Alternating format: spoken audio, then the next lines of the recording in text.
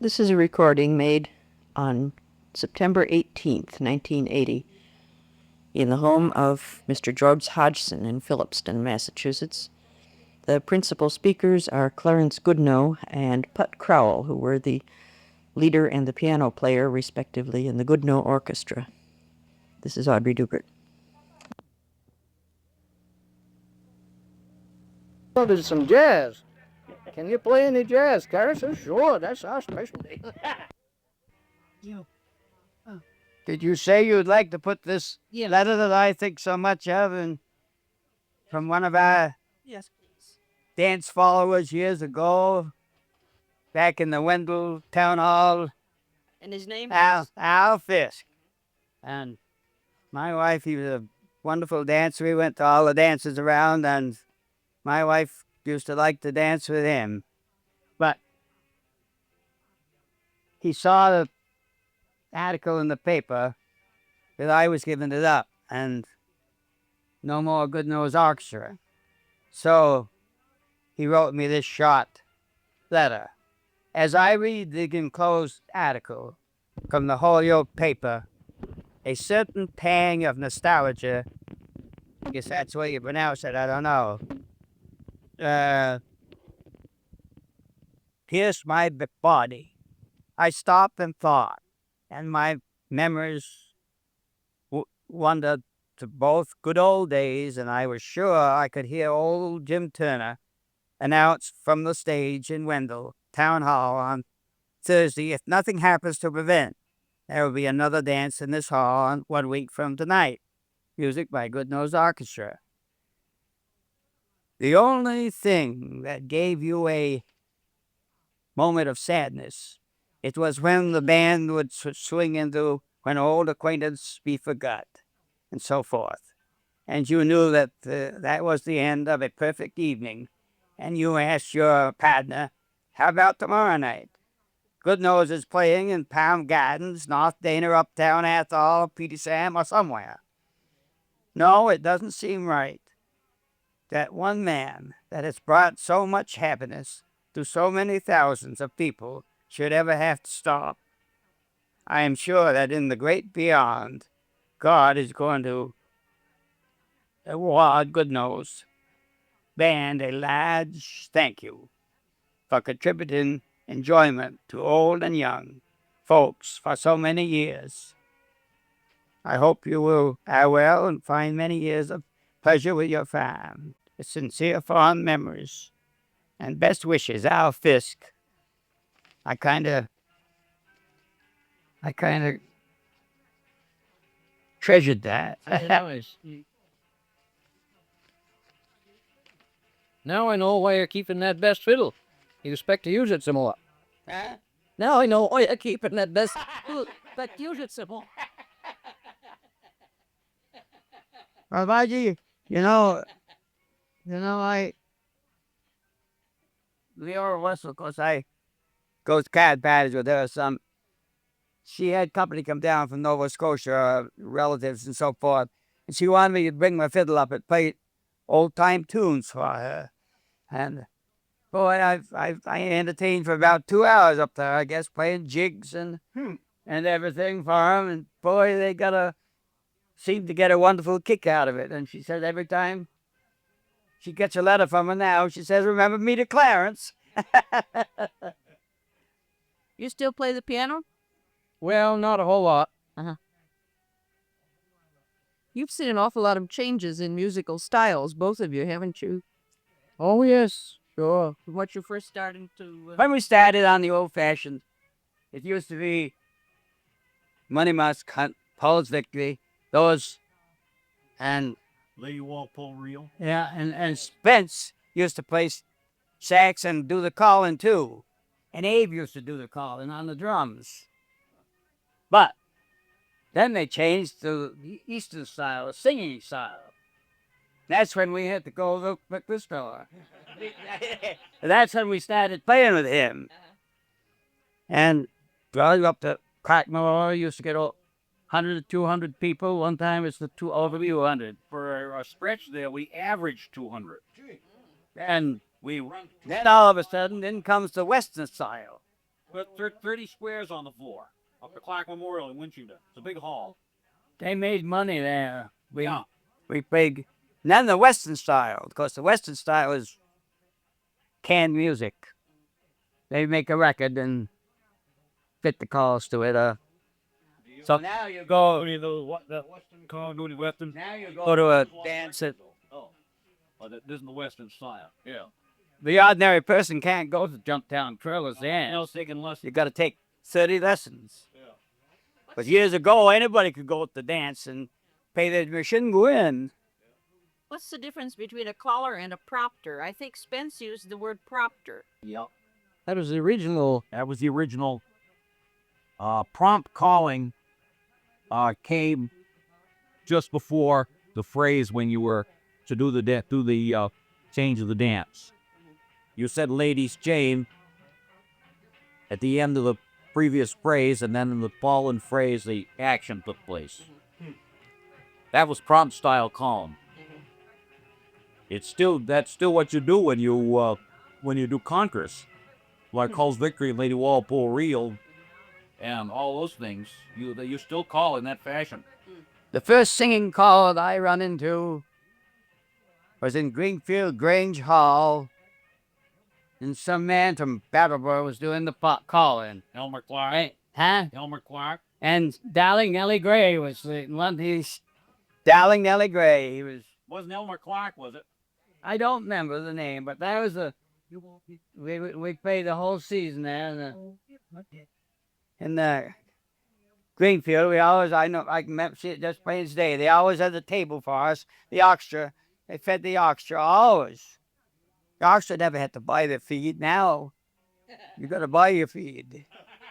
The first time I had to buy my feed was up to Royerston, and I was struck. God's sakes, I always gave the orchestra the. Sure. They never charged them. Down there, the Greenfield, they used to have a little table all set up for us, and we was the big shots. That's whatever. But the first time I had to buy my feed was up to Royerston. How long would you play? What time would a dance begin and what time would it be over? Supposed to be 8 to 12, but generally 8:30 to 12. You know how I ensure that I don't have to buy?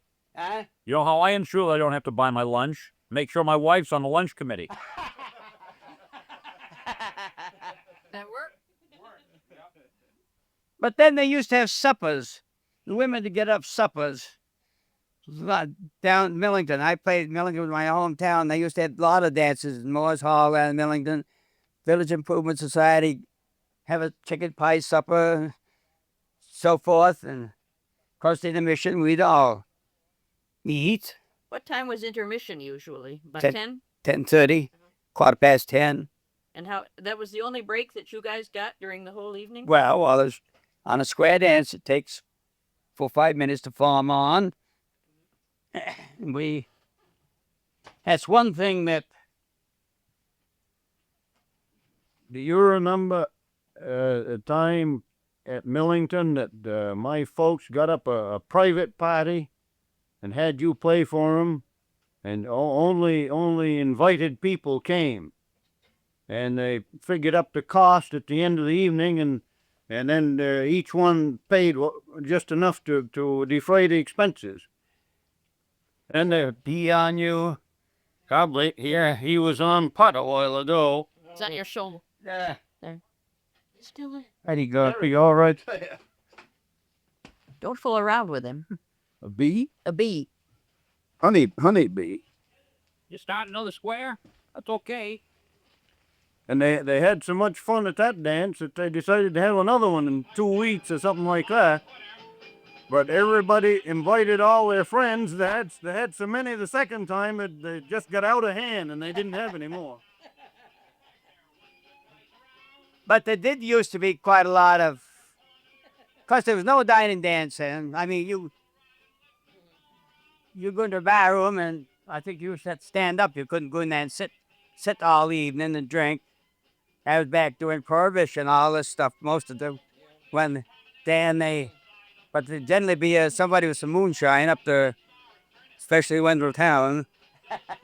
Was Wendell one of the speakeasies? But the Yes, indeed. but see, there was no you couldn't. There's no television, no movies of anything, no radio.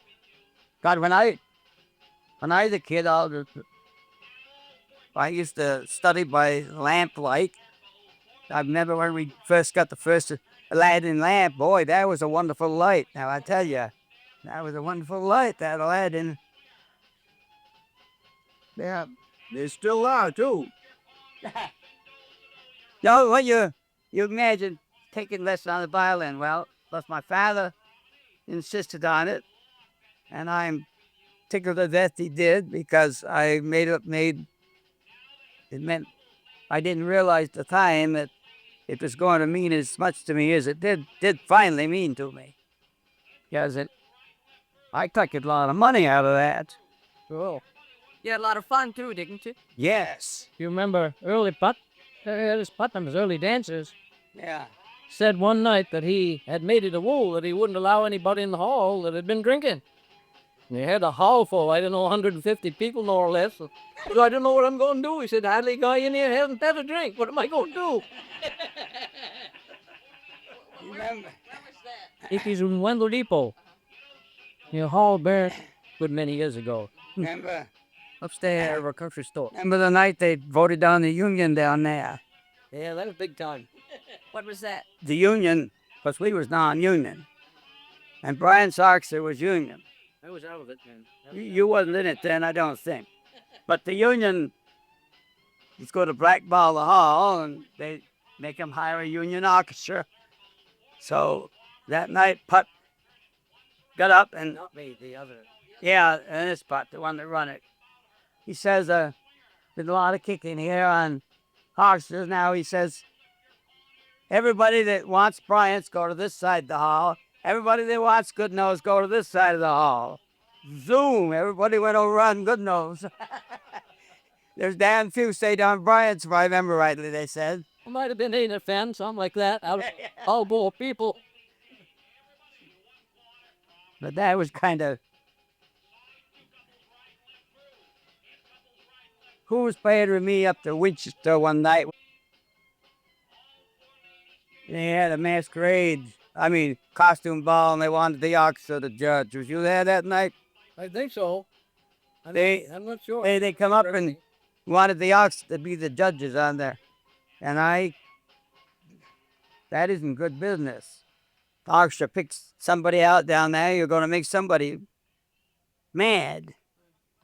And I said, no, at all. So I finally was one of the judges, and they picked 2 out of the audience. So there was 2 out of the audience, and I filled in as third. Of course, that I could lay it to those 2 if somebody didn't like it. That was up to Wendell Town Hall. No, you played that one out there. We played the dance on the old football field where there used to be. I think where DD Works put near is where that field was. That's right. We played it for the benefit of some Don't remember what it was for. fella got hurt playing football, was it? Could be. It does that, but it was on that.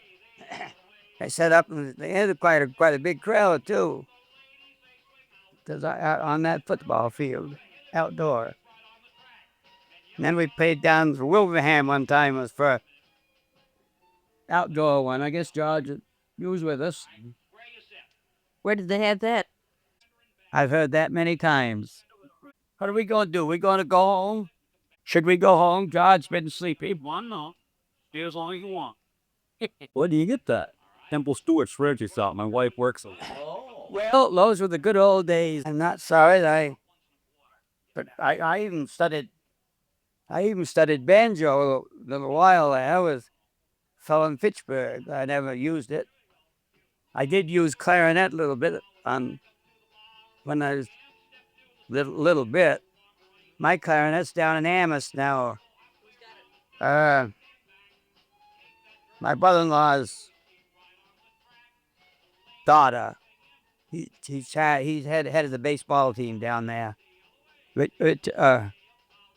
is his name? Married Sonia. See, I know.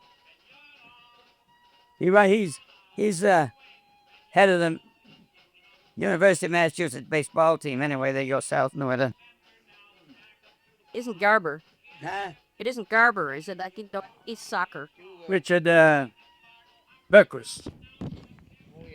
Beckwith. Yeah, who's the drummer here? Drummer's Charlie Fuller. Charlie Fuller. I know all the others. You know, Charlie Fuller.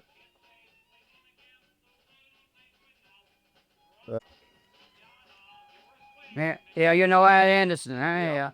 At Spence, George Hodgson, Charlie Fuller. That fellow looks like Clarence Goodnow, and Yep. Look like him. Look like Putt Crowell. Putt Crowell, yeah, he's got that silly grin there. I didn't. Is that the right thing? Yeah, that's right. He has a charming. Down there is fairly clear. Is Putt short for Putt? Yes, that's right. One of those I had Goodnow right on the drum here, but And we were supposedly descendants of the old General Putnam.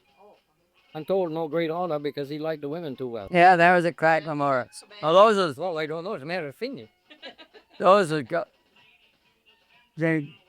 Clarence, did you tell him about our night out up to New Hampshire and Winchendon when we got stuck with the car? You better tell that one. Oh, we played in Troy, New Hampshire that night. Okay, yeah, I couldn't think of the place. You can tell it. That was during Prohibition. Yes.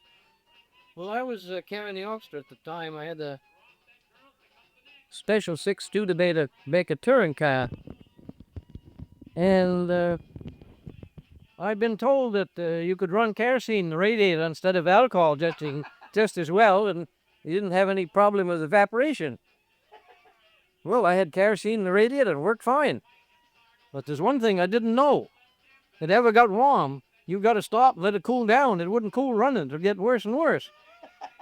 So we went up and played for the dance. Well, in the meantime, it snowed. And we came out and got started, and there was some upgrade from Troy.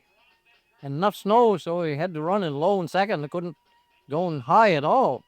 And we were doing all right until all of a sudden there was a sort of an explosion, and a cloud of steam all came up over the front of the windshield and everywhere else. See, that kerosene got boiling in there because I was pushing it, and the hosepipe let go. And boy, so wonder it didn't get a fire, but it didn't, because there's that kerosene all over the top of the hot motor. So we didn't have any cooling.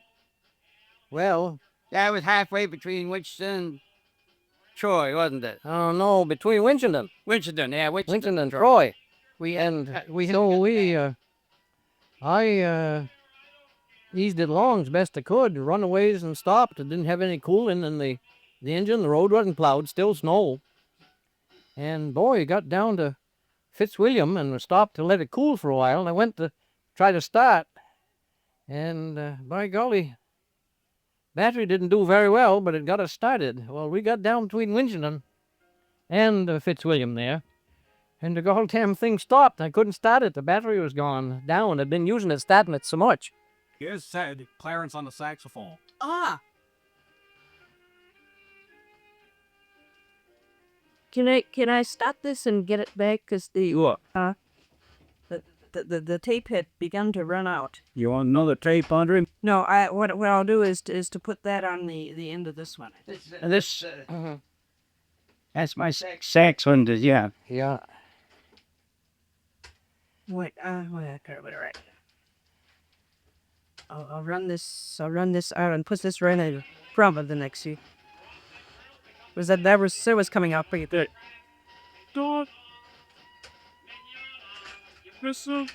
That's that, dude. That sax coming on later. You know, there's the walls or something on after this. I mean, the saxophone comes next. Yeah. Yeah. I mean, we were stranded in the road, right in the middle of the road up there, and we sat there thinking, trying to decide what we were going to try to do. The kerosene went over your engine. Well, 1 o'clock in the morning, I couldn't start the engine. and big, huge trailer truck come along, big one. And they come up, want to know what the idea was, being in the middle of the road. We told them it was stuck. And they says, well, got a rope in the car? And I said, yes. Well, I said, we'll push you out and go by, and then we'll back up, hitch on. And I didn't know whether to believe them or whether not to, but they did.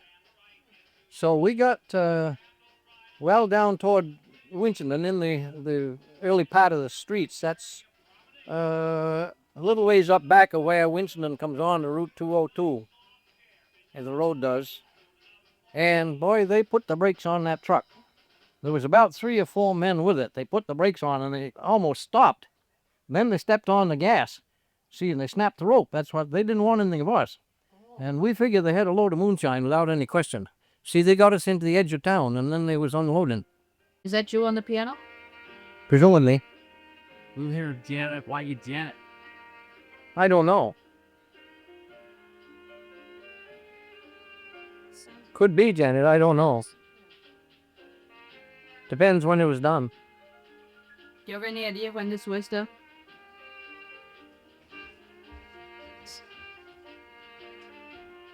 Beat on them.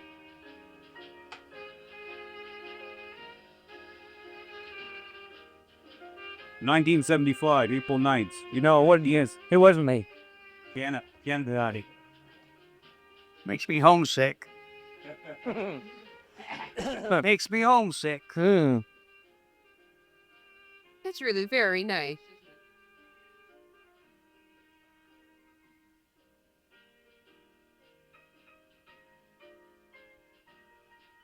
Who was the drummer? Teddy Thompson, I think. He came Tom.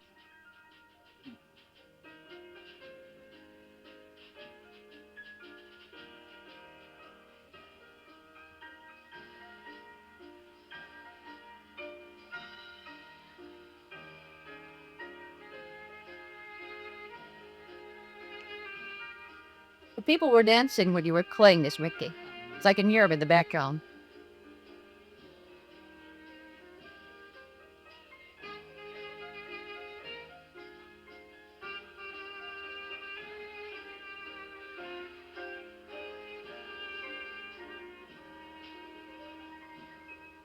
Yeah.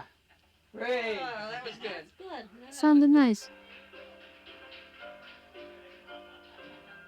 Somebody left the car up there and they found a hotel. There was a night man there somehow, and so we got telephone, got up some automobile mechanic, got him up. He'd come and help us. So he come and got us the garage. Of course, the radiator got head up so it melted it so it leaked like a sieve. He started it while the rest of the fellas was in the office, the hotel, and we eventually got it going. He pushed us to get going. He said if we could keep it running, it wouldn't have any trouble. The battery would take us home. So I think I got home about 7 in the morning. I don't know about the rest of those. The mechanic must have had some words about your Pharisee. I don't remember he had anything to say. I remember Never used it after. Anyway, leaned against the mirror there and went to sleep or something. no, Spencer was doing that. Spence head bumped back against the mirror. And Trying to keep awake, they couldn't. I seen Spence playing trombone and go to sleep playing trombone. Down at Brookfield one night, he played away as all the trombone dropped. You went to sleep playing it. Rainey used to do that with Bryant's. Huh? Rainey used to do that with Bryant's. Well, you work all day, and then you go out at night. No, that was that night that we got stuck, I think, too. I remember, I can see him on the stage sitting right there now, playing it. Here comes that theme song. Oh. Not yet. Huh? Not yet. Now is the hour you're looking for? Yeah. You on yet? Oh, no.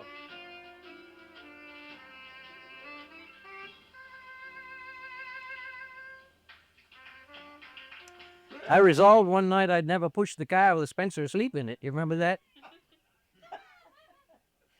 I don't remember what happened, but they stalled the motor down on the road below South Ethel somewhere. And they thought maybe if we pushed the damn thing, we could get it started again. The battery was bad that time for some reason.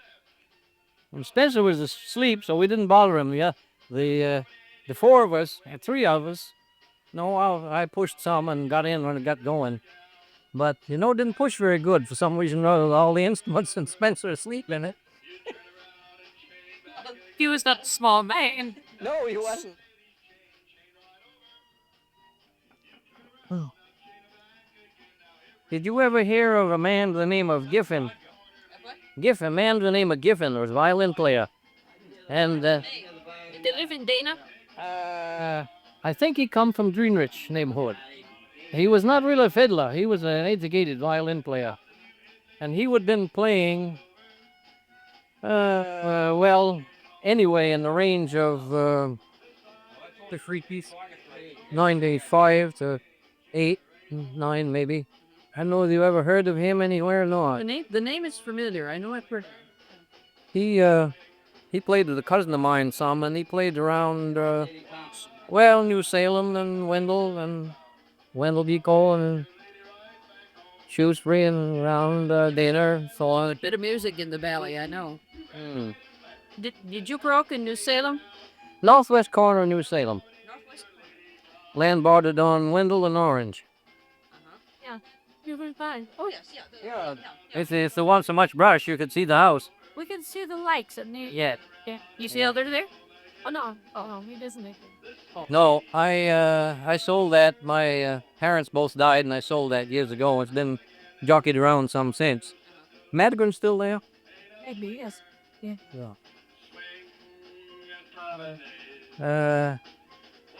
My grandfather bought the place in 1857. Paid $1,000 for it, Sam. Oh, yeah. Oh. I don't know where he ever got the 1,000 either. And the people that sold in the market were asking, I guess they were asking 100,000. They did arrest you. I did. Well, of course, it was all built over.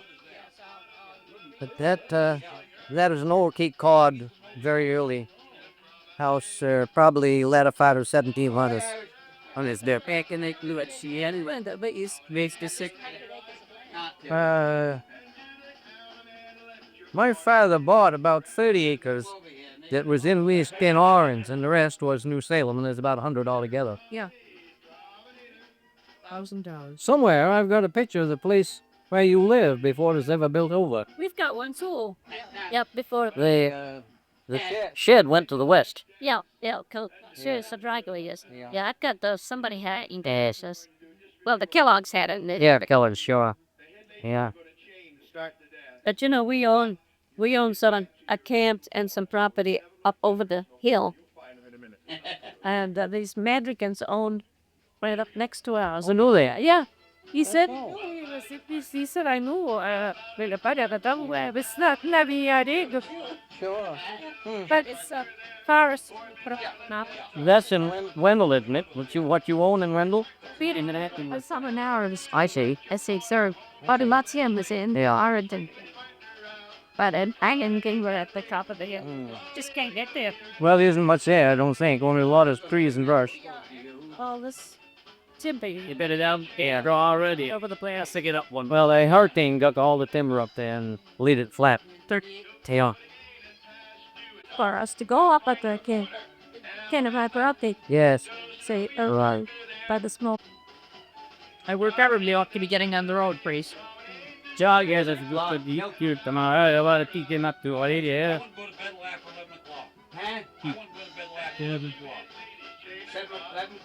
You leaving? I get up at 3:30. Oh, no. I'd rather go to bed in 3:30.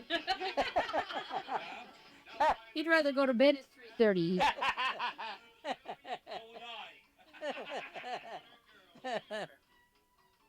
I got to change my operation. Yeah, you should. I guess it was after 1 this morning when I got in. No, yesterday morning. No, I was up to, what are you doing? I had Pete Gary's house. He's a man's got the tire barn in Orange. That's the music one, and that's the talk note. That's right. Huh? That's right. We got music and talk. This will have music in the back too. In other words, this is Clarence Goodnow doing all that talking. And his friend. And his friend Putnam. You remember? But who was playing when we was? Because we used to ride in cars with a curtain sideboard. You put on curtain, to keep warm. And what was it? Was you down the other side of Irving? Rodney Wilson there. Something he kicked his daughters to.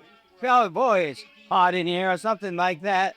And everybody opened it wide, every curtain they had. I guess I don't remember what it was. Over.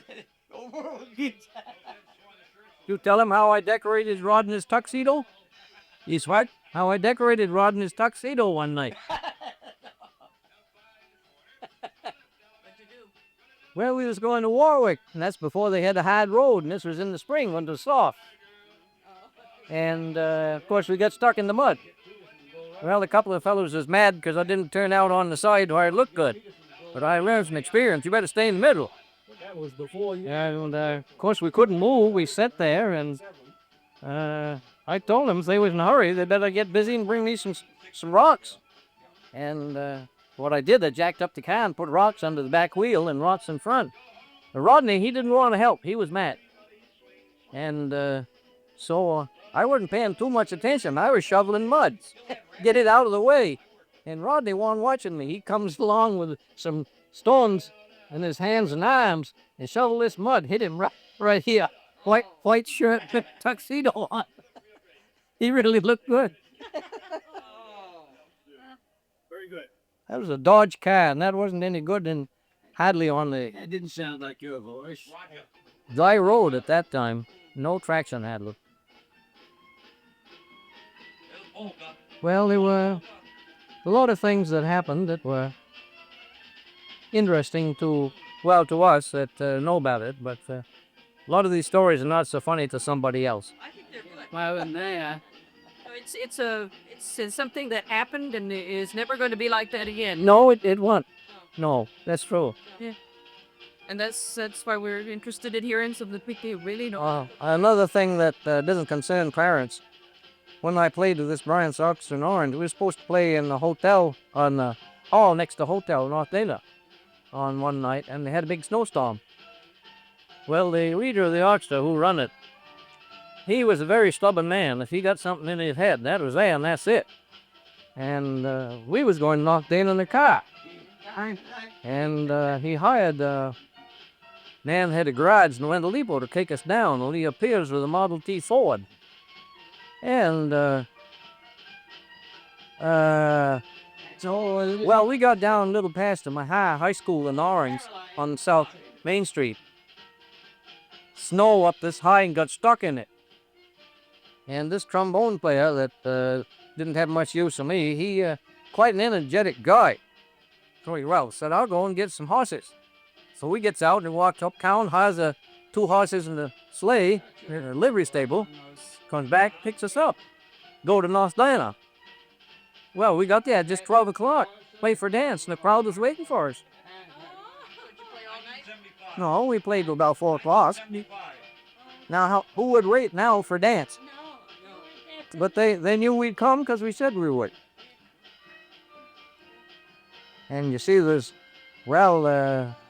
didn't start probably before 6:30 anyway. And we got down, got in this mess, and he had to walk back up more than a mile, get the horses and get back. And of course, all the horses could do was walk because there ain't much snow. They couldn't do anything else.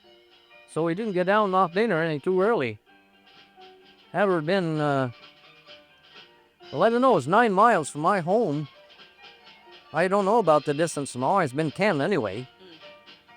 But by golly, the folks was there waiting. And they had to dance.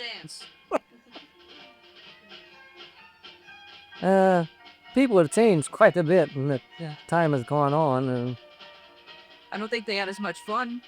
they think they do, but they don't. At least that's my opinion. And of course, those were almost family parties because the same people went to the dances. They all were acquainted with each other. Very few strangers. No, they didn't come from any distance. They were very local. Yeah. But it is funny how the things changed. I was in Boston a couple of years, and in fact, that's where I learned some of the things I know about my work. And I did some work for an old dancing teacher.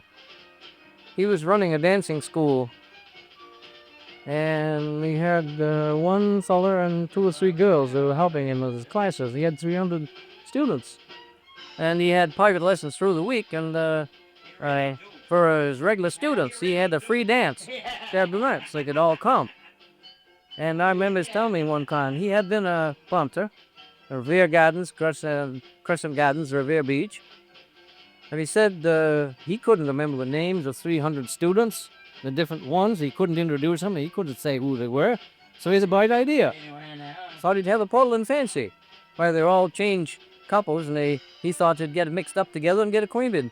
He said near put it out of business. Now this was 1927. The girls weren't going to have anybody else dance with their fellas, and the fellas won't have anybody dance with their girls. No, sir. Oh, sir, that was as far back as that nobody wanted to do in the city. They wanted nothing to do with any of the things we were playing for, or had been, and he was still doing it when I was away. Our freeways are better. Well, I tell you, I liked very much what I heard on the radio in 1940. There was a college professor of music that was answering questions, I suppose, at a hall full of people like we see, like Jack Pye's show or something of that sort. Is that it? Somebody asked him what good music consisted of. What was good music? And he thought a little while. He didn't want to get himself into trouble. And he says, good music is the kind you like. And that was a pretty good answer, and I've thought of that so many times. There's no use in trying to sell something to somebody who don't want it. Yes. All the way around and a little bit more. Get right hand to the next. No, wait a minute. You don't hold the wrong girl. Take the next one down. Yeah, try another one. That's the one right there. Well, I think this is just about done. I remember there's a, well, you can't call it platform. I don't know what you'd call it, but there's a bit out about it. It's far out right around the steeple over here. We were had to pull out the window and get out and stand downtown. Right. Elgin course, yeah. Small man. Yeah. He was a shoemaker by trade, and he used wooden wood pegs. They didn't have nails then in those days. Now music. Partner by right and round. Bonnie Lassie. Now left hand round a little bit. Bonnie Lassie. So, one's for you, fellas. And balance.